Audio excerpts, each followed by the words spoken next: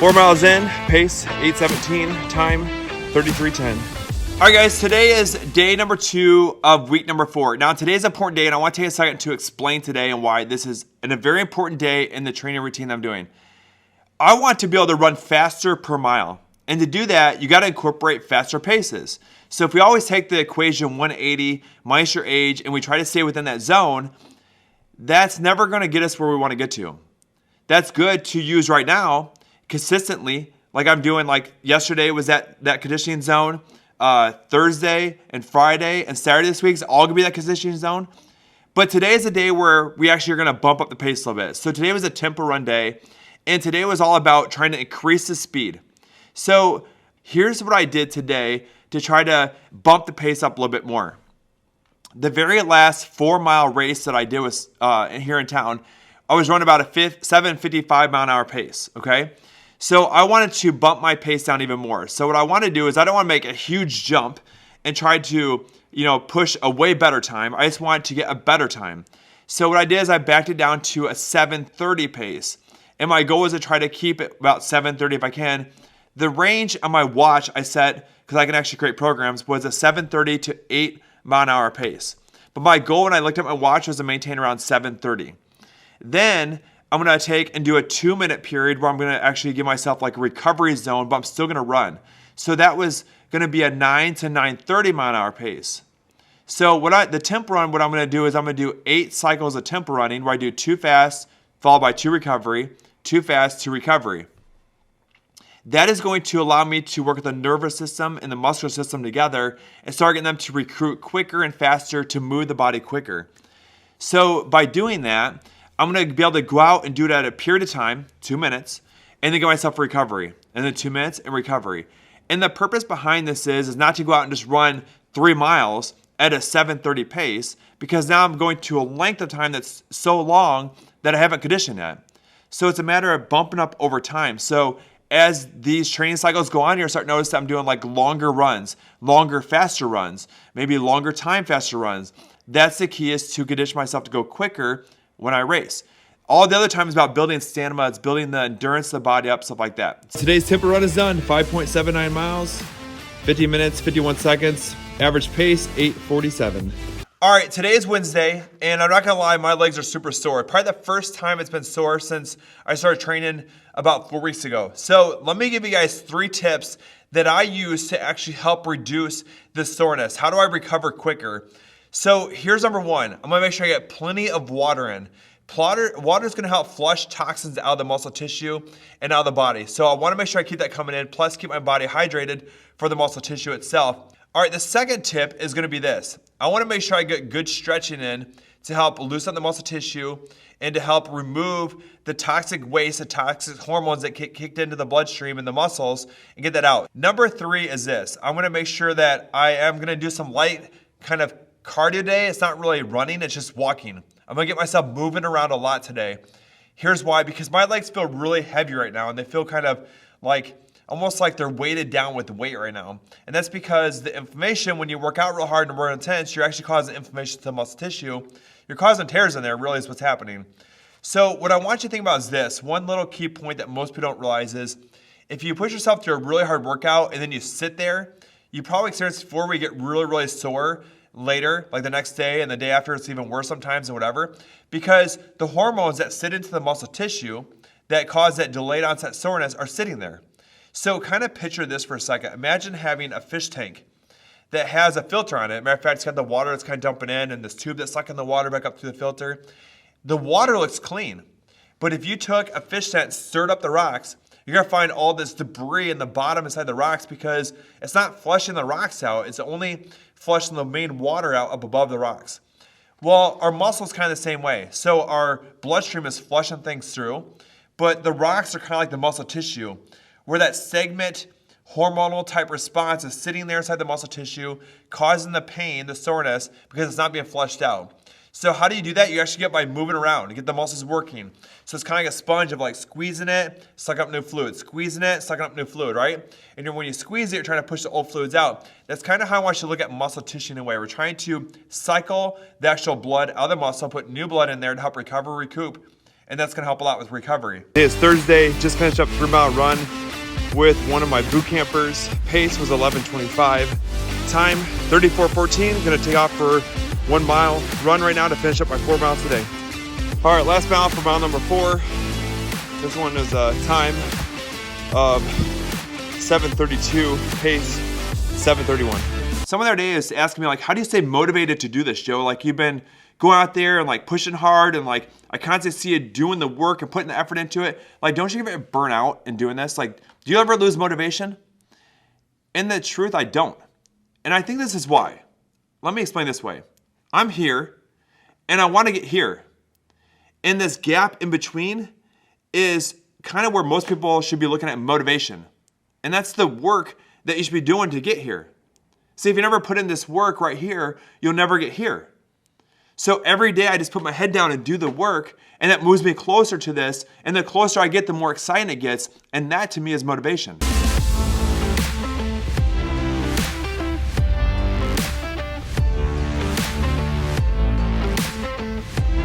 All right, guys, hey, I just got to Brown Shoe Store. Gonna go and meet with Anthony, who's the owner. He's gonna teach you guys about shoes, something you need to know.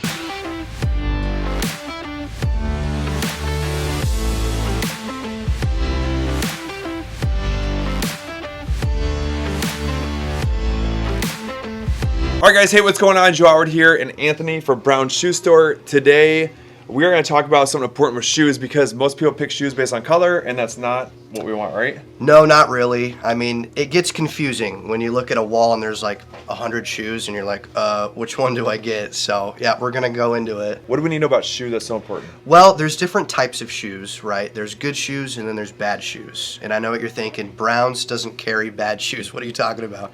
No, it's more so like the shoe that's right for the kind of foot you have.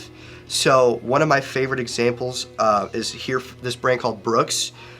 So this shoe is a neutral type shoe, which means the foam on the sole is all the same thickness, right?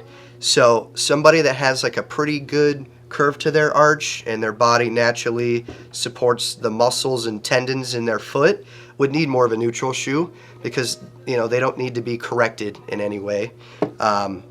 This shoe is a stability shoe. It's called the Adrenaline. It is the exact same price as this one. This shoe's good for a high arch, and this one is better for a flatter foot or a foot that pronates or their ankle turns in or out. And one good way to tell what kind of shoe you have is by bending the shoe. So this one you can bend through the arch pretty easily, right? But this shoe, same price. You give it the bend test, and it only really bends at the ball of the foot area. And you know, here's what's interesting about this. So when we met the first day, he was talking about this with me, and I was like, you know what, we need to make a video on this stuff to teach you guys. Yeah. So I went home and tested all my shoes. And there's some shoes that, man, just kill my feet sometimes. Mm-hmm. And there was a huge difference between them because it was like that or it was like that. Mm-hmm. And I was like, okay, now I start looking at the shoes. I'm like, okay, that one kills my foot. This one kills it.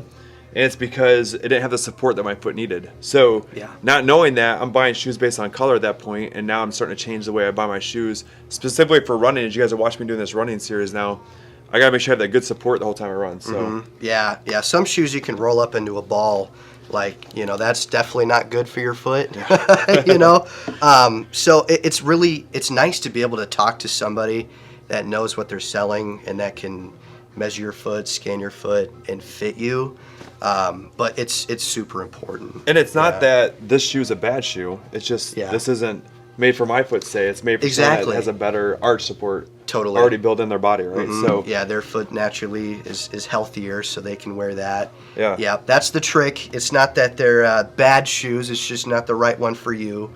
So that's where you know, we kind of come into play. Yep, awesome. That's big. So what's the difference between like this one and this one then? Yeah, so pretty much they both have the same support system inside of it, but this one is much firmer than this shoe. So somebody who's got like a collapsed arch or their foot overpronates or really turns in or turns out would do better in this shoe. This is called the Brooks Aerial, and it's the most rigid as far as what they offer. So doesn't bend and flex a whole lot. Very supportive and very firm. This one, it has the same support system, but it's just a little bit more flexible. Again, it really only bends where you want it to, but the foam underneath is just a little softer. So that's the main difference. And every brand that I carry here at the store, they have options like this. We're just using Brooks as an example, but Hoka, On Cloud, New Balance, they all have options that are just like this: neutral, stability, and max stability. So one of the things that I would do with Anthony is, we're teaming up. He's sponsoring me for my run, stuff like that, and Yep. because of that, he's actually offering a $15 discount to the viewers. So if you guys give him the code FitPro360 when you guys come in here, you get $15 off athletic shoes. Okay.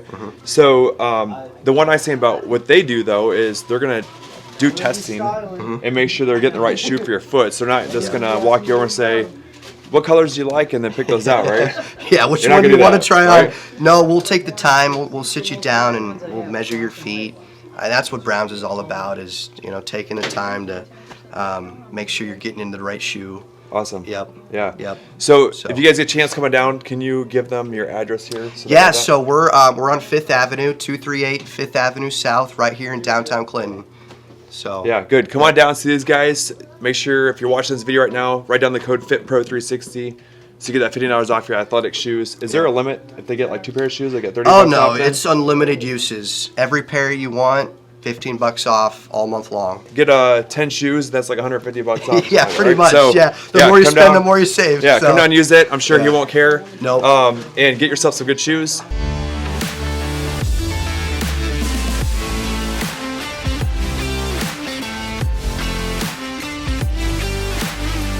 Today is a great day.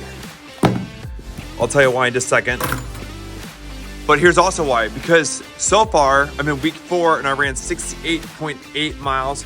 So far I got 2 more days left this week, which is Friday and Saturday. So tomorrow's gonna be a 3-mile run, and then Saturday's gonna be a 10-mile run. Honestly, I never thought I'd be running this much, but I'm actually at the point where I like it. I love it actually. It's kind of fun, it's exciting because I go out and run, it's like I feel this ease of running. But anyways, this is where I'm excited right here. So I'm one of those kind of nerdy people that likes to take and rack up like credit card points. So what I do is I go buy like, say gas or whatever it is, I just pay it off right away and I rack up points.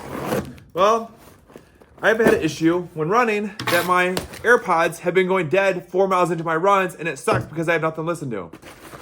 Well, I had enough points racked up that I actually was able to get myself some new AirPod Pros. You can see me running with these.